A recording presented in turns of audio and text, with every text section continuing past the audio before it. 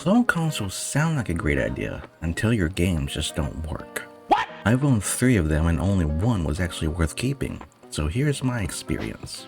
Let's start with the first one, the Retron 3. I bought this one online, probably eBay or Amazon. I already had a Sega Genesis, but I wanted to save space with something that could play NES, Super NES, and Genesis all in one. So it shows up, me and my ma test all of my games, and right away, my original Sonic the Hedgehog not for resale cartridge just doesn't work at all.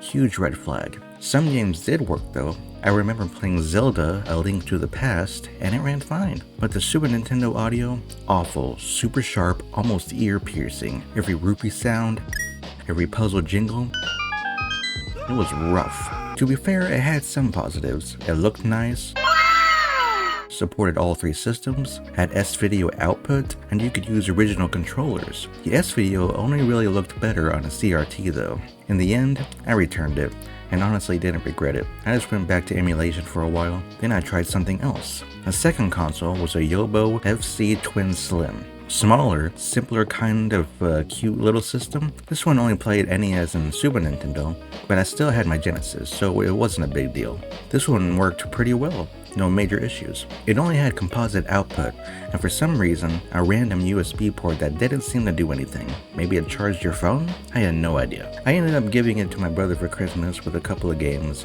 and that was that. It was solid, but juggling multiple consoles again kind of defeated the purpose. So finally, I found the one I stuck with, Super Retro Trio by Retrobit. This one plays NES, Super Nintendo, and Genesis, has S-Video, and supports original controllers. Overall, this is easily the best one I've used, but it's not perfect. The Sega Genesis audio isn't very accurate. Music and sound effects feel unbalanced. Super Nintendo and NES sound fine though, no issues there. And some NES FX chip games can glitch out.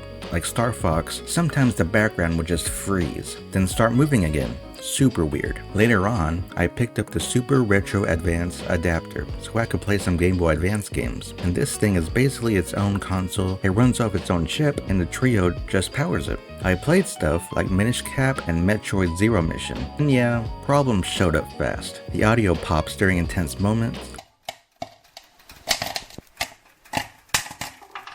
and in Minish Cap, there's a bug in the swamp where Link just straight up disappears when he touches the mud. He's supposed to sink, but nope, just gone. Still, that was the only major issue in that game, so I let it slide. Over time, I built up a collection for this thing, even grabbed a couple EverDrives so I didn't have to swap cartridges constantly. So yeah, clone consoles are kind of a mixed bag. Some are convenient, some are janky, and some just straight up don't work. But if you find a good one, they can actually be pretty fun.